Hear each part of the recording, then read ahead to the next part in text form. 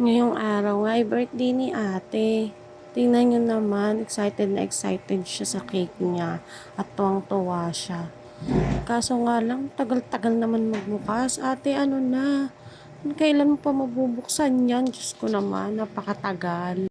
Aba ate, bilis-bilisan mo ang pagbubukas dyan.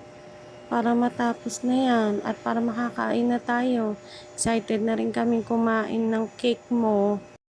Ayan at nabuksan na nga rin niya sa wakas. After 10 years. O, ayan pa nga at kumurot pa. O, ano na, sige na, sindihan mo na yung, ilagay mo na yung kandila at sindihan mo na yung cake.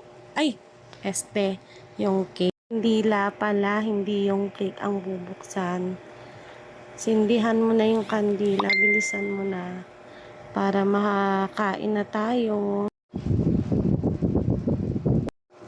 Yan, parang ang sarap-sarap naman ng cake. Oh, ang tagal-tagal pang kunin.